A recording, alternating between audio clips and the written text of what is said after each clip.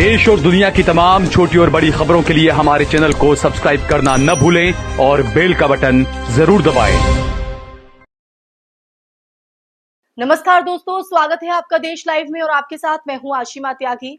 दोस्तों, जरा सोचिए कि अगर देश की अदालतों में बैठा न्यायाधीश भी ये महसूस करने लगे कि सत्ता पक्ष का विधायक सीधे तौर पर उस पर दबाव डालने की कोशिश कर रहा है, तो आम नागरिक को न्याय कहां से मिलेगा?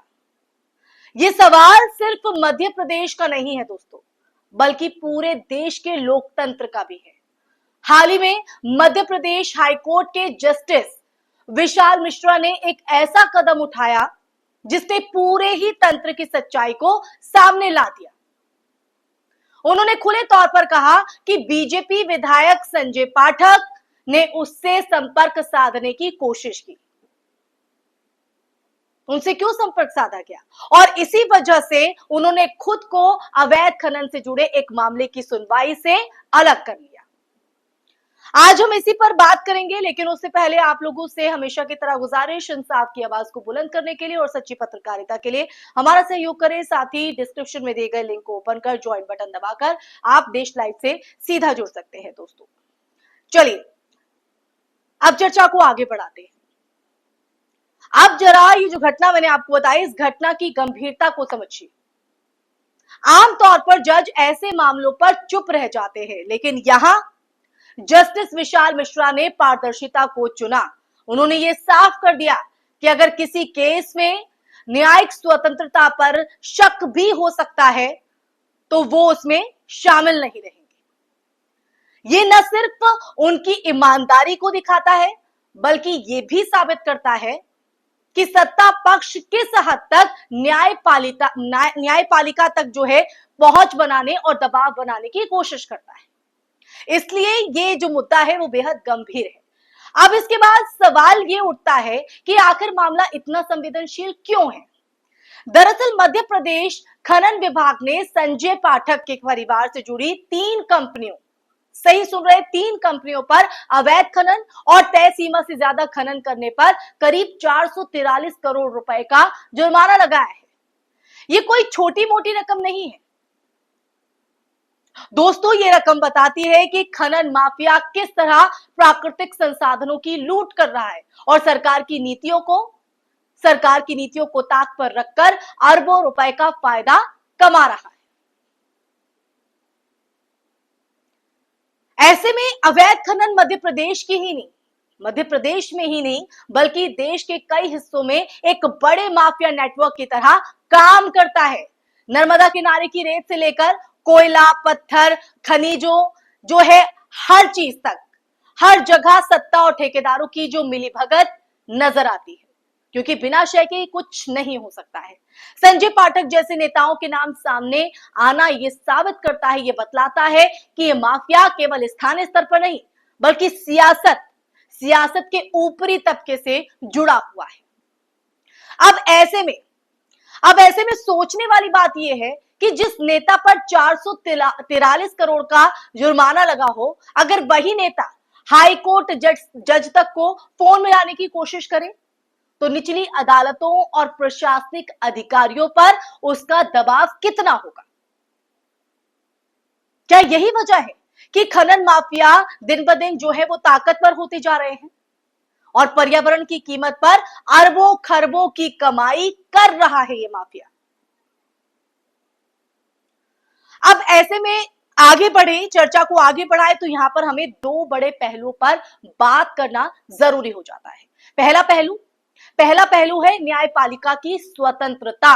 भारतीय संविधान में न्यायपालिका को पूरी तरह स्वतंत्र माना गया है ताकि वो कार्यपालिका और विधायिका के दबाव में मुक्त होकर फैसले दे सके। लेकिन जब विधायक और सांसद सीधे तौर पर जजों से संपर्क करने लगे तो ये स्वतंत्रता खोखली लगने लगती है। दूसरा पहलू है राजनीतिक संरक्षण और खनन माफिया का गठजोड़, जिसके चलते ये पूरा नेटवर्क चल रहा है। सत्ता पक्ष का संरक्षण ही अवैध खनन को इतना मजबूत बनाता है कि कोई भी अधिकारी कार्रवाई करने से पहले 100 बार सोचता है और धड़ल्ले से खनन चल रहा है।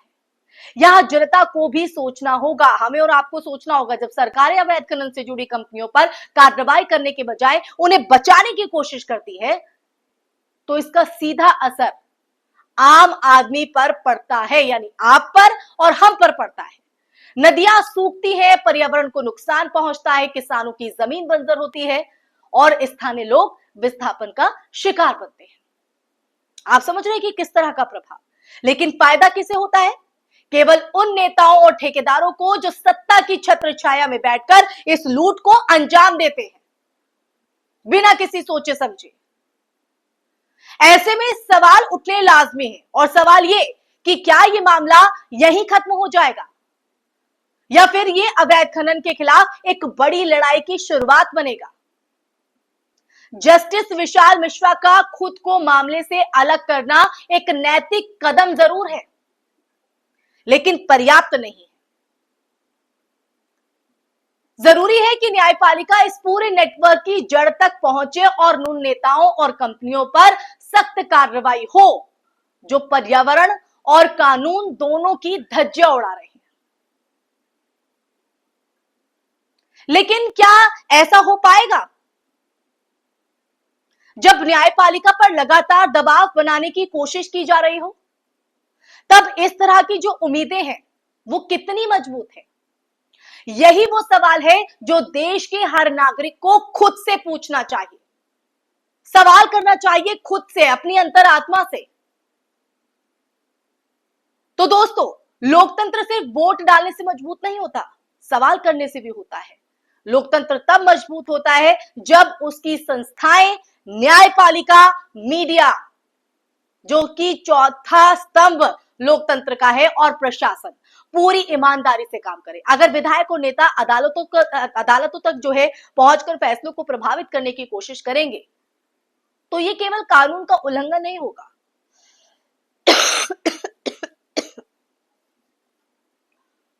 बल्कि ये लोकतंत्र की जड़ को खोखला करने वाला अपराध होगा।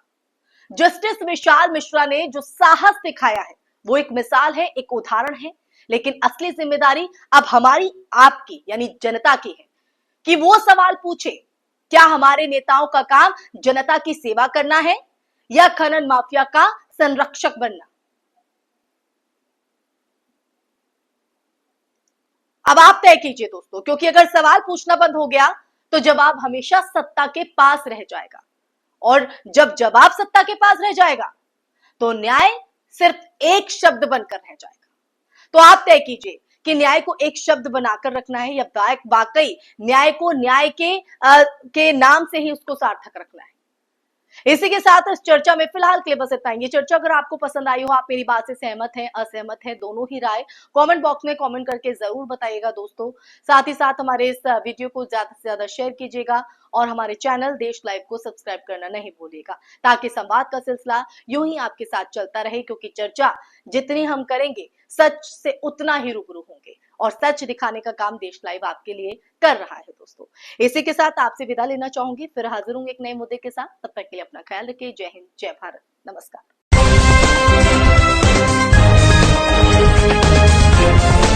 देश और दुनिया की तमाम छोटी और बड़ी खबरों के लिए हमारे चैनल को सब्सक्राइब करना न भूलें और बेल का बटन जरूर दबाएं।